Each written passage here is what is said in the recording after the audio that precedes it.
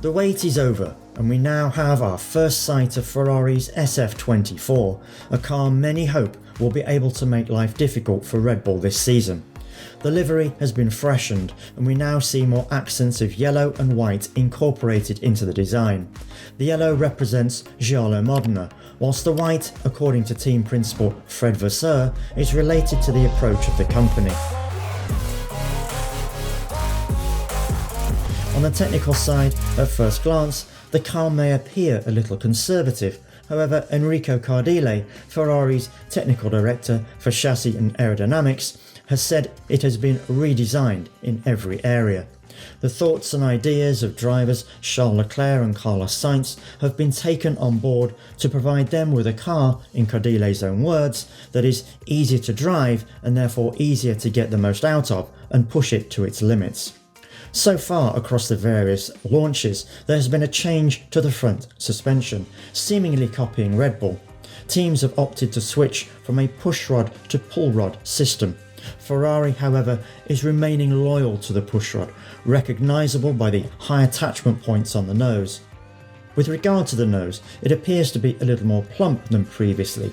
It is that bit wider, whilst the tip seems to hover above the front wing spar. Moving along the car and looking with interest at the side pods, we can see the intake remains sizable. The trend has been for these to become narrower and narrower over time. Ferrari clearly has other ideas. We do, however, see a pushed out lower lip, as Red Bull once introduced, although it is fair to suggest this is a more modest version.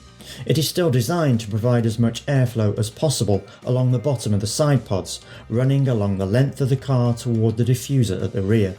The top of the side pods still show this bathtub idea, however with the base further back and the hole not as deep, and with a side profile sliding much steeper downwards.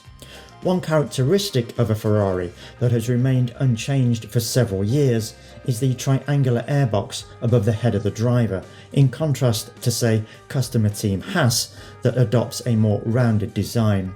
If we descend a little from the airbox, we can see on either side of the halo's attachment points two small air channels to direct the airflow through the bodywork towards the beam wing at the rear. That airflow then follows the aerodynamic contours around the power unit, characterised by a more noticeable bulge that merges into the point where the exhaust leaves the bodywork. The hood, separate from the shark fin, runs a bit faster, which may indicate a more compact packaging of the renewed Ferrari power source. Is it a good car? Maybe at first glance. As mentioned, it is a considerable redesign with a focus on good drivability in all circumstances, in all conditions, at all circuits. This car needs to provide a wide window in which it can operate. Does that make it a winning machine? We will only know at the first Grand Prix in Bahrain on March the 2nd.